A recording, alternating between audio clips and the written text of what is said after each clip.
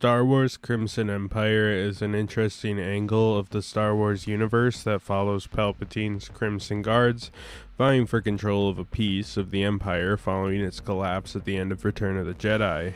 The story actually started life in the pre-Dark Horse days, back when Marvel had the rights to Star Wars the first time, when Randy Stradley, one of the founders of Dark Horse Comics, briefly worked with Marvel and hoped to do a one-shot comic on Luke and the gang fighting Imperial Guards.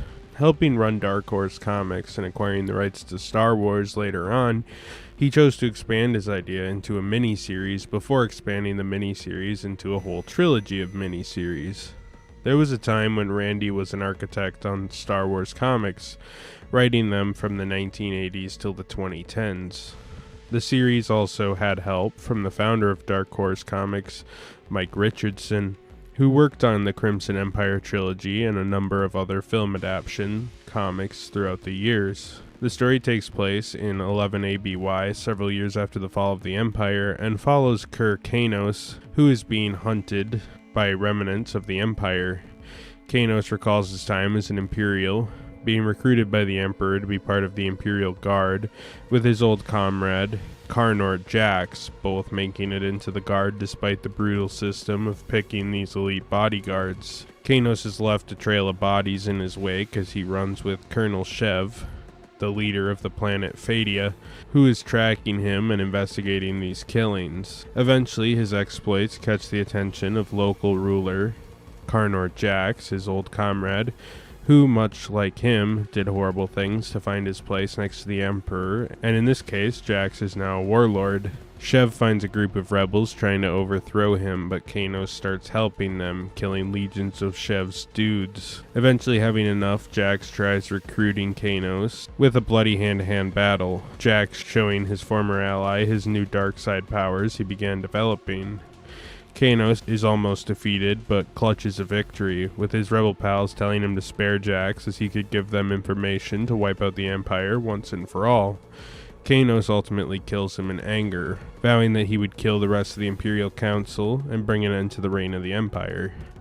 There's also a related sequel comic taking place between Crimson Empire and Crimson Empire 2, Council of Blood, that I looked at, where we see Kanos in his time between killing Jax and his further adventures. This book, The Bounty Hunters, Koenig's Kill, is an interesting little one-off, with art from Xavier Salters that looks very bulky, like those old Power of the Force action figures from back in the day.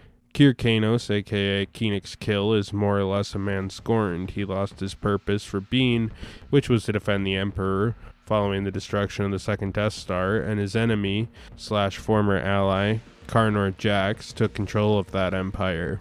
Kir would go rogue for a while before winding up with Mirith Sin and her New Republic agents tasked with destroying his newfound Crimson Empire, though following this battle, where he would kill Karnor and run off, Mirith vows revenge upon Kanos for killing Karnor, and basically allowing the Empire to continue, not getting tangible intel on where the Empire was, so that they could finally be destroyed once and for all, hypothetically at least. Karnor Jax, on the other hand, has taken over the Empire, unlike his rival who went rogue.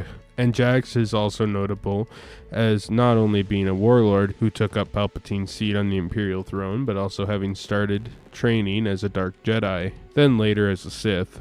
He was more or less Palpatine's perfect heir, but was cut down on his way to becoming that. He started becoming kind of skilled at the Force, at least good enough to do lots of damage on Kanos, but unfortunately he got too cocky and that would lead to his demise. Art on the book was done by Paul Gulsey, who's best known for his work on the Crimson Empire trilogy.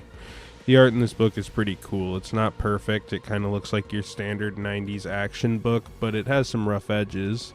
With that said, it has some cool enough imagery, suit designs, and it's clearly a book set in the Star Wars universe. The look of the galaxy seems pretty accurate. The covers by Dave Dorman look really amazing though.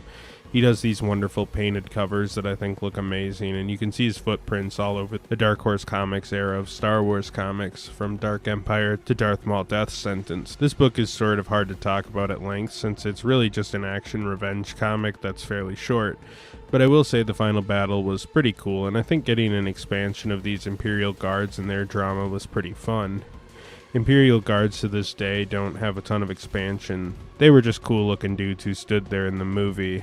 I mean, I do like The Last Jedi when Kylo Ren and Rey fight Snoke's version of these dudes, but even then those characters are pretty minor and don't really add anything to the story beyond being fight scene fodder. Dark Horse specialized at expanding cool looking characters, that was their whole thing. Darth Maul has multiple series from them back in a time when we didn't know much about him other than he was cool saber man in the Phantom Menace. Boba Fett had much the same treatment, and frankly this is the medium to do those characters in. I think these characters need dynamic visuals, and that's something comics can offer. I'm sure a novel with these guys could potentially be cool too, but I don't think that's the ideal format when you could do a comic book where you can have really cool fight scenes like this comic has. Honestly, this book is fine. I think my biggest problem is that the threat is treated like some major empire-changing thing, but within the lore at large, you just had Palpatine return as a clone, Thrawn uprising, and the Yuuzhan Vong on the way. Despite his Sith powers, Karanor seems a little bit underwhelming as a villain.